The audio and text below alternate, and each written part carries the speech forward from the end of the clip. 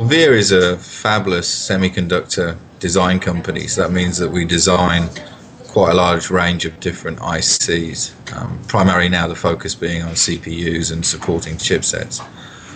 We have around over 2,000 employees globally, so mainly in Taiwan, but also in China and also in the US. And we have sales of around $600-700 million a year. Is the company profitable? Currently, at the moment, not.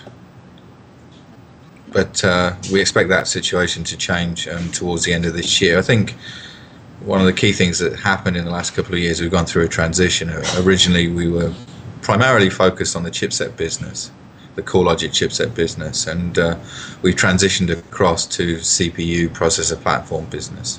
And that has involved some major changes in the way that we conduct our business and also in our financials.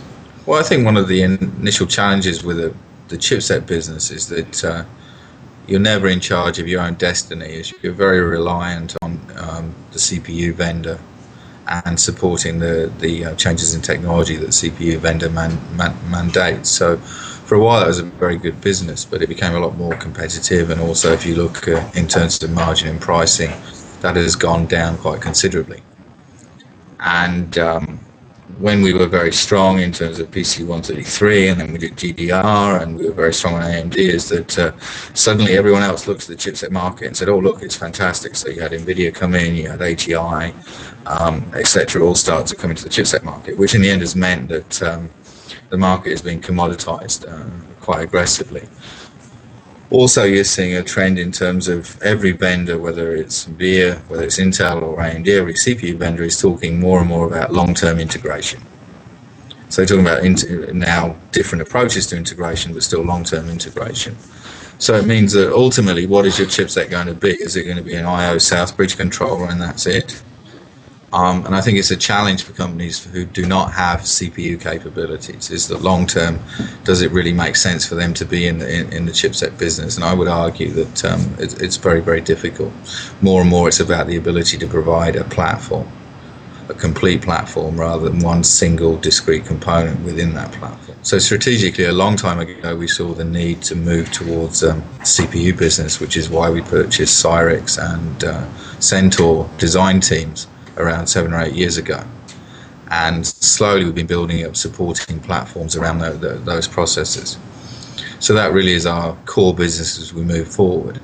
But in addition to that, to support those processes, you need to have good graphics technology, you need to have good connectivity, for example USB, these sort of things, wireless in some cases, and also various video technologies as well, so, and audio. So we have all those key technologies as part of our overall capabilities. I think when we first moved into the CPU business, we pretty much decided very early on it didn't make sense for us to compete in the megahertz and the gigahertz wars, and we felt at some stage, although of course we couldn't say when at the time, we felt at some stage that there would be a transition away from pure performance measurement like gigahertz, and that happened 2 or 3 years ago, and it's now gathering pace at an even faster rate. What we also felt is, if you look in terms of what a mainstream product is, obviously for many years it was the desktop. But I think as you look in the future, so-called mainstream first of all will become notebooks, and then beyond that will become smaller ultra-mobile devices, maybe with PC phone capabilities also integrated. So I think, one of the questions is how do you define the mainstream? Our processes, we focused on low power, we focus on high levels of integration, because ultimately we believe that will be the mass volume market, whether it's for notebooks, mini notebooks, or phone type devices. So that's what we're really positioning for. Right now these are of course niches, but they are starting to grow very quickly. If you look at notebooks, probably next year or certainly by 2010 it'll be a bigger market than for desktops. If you look this year, one of the key trends is the mini note trend, which started off last year with things like the VIA NanoBook and the Asus CPC, and that's going to grow very, very quickly in the next couple of years. And then after that, then you'll see, I think, a huge explosion of growth in phone-like devices with x86 capabilities. So we're positioned for future mainstream markets rather than the mainstream markets of the past.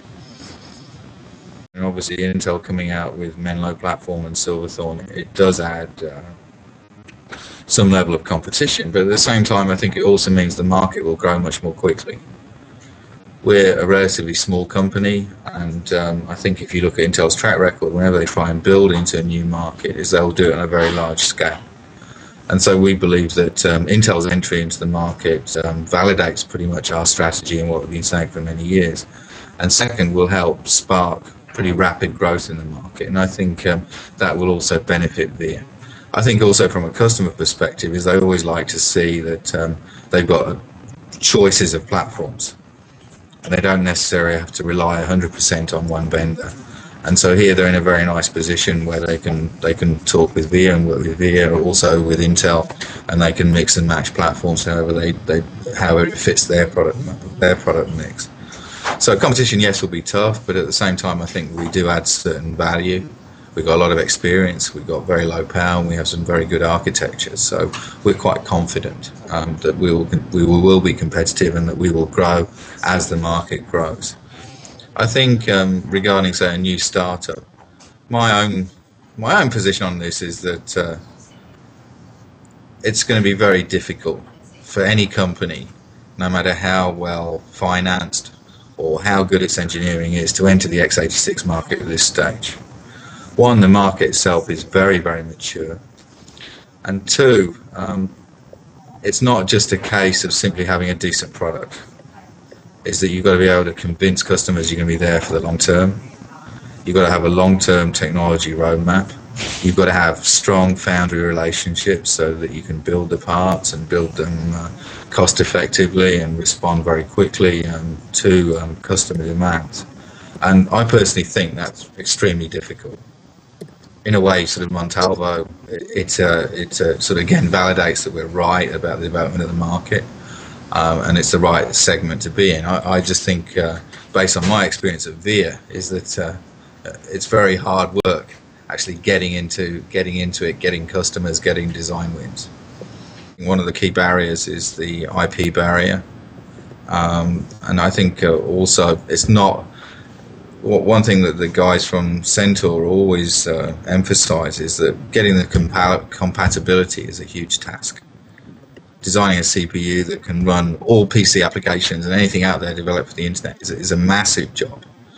And any new startup sort of trying to get in, that is a key challenge. So there's a lot of opportunity for us in the ultra-mobile market and also in the notebook market. And we see that as a big volume driver in the next couple of years. At the same time, however, if you look at what's happening on the desktop and the thin client, is that there is a growing demand for energy efficient solutions and platforms. And right now, for example, Everex, before Christmas, they announced a product called the GPC, which is a desktop PC based on the VSC7, and that did extremely well in the market. And I certainly think that will continue, and in fact our desktop volumes will grow as well as our mobile volumes.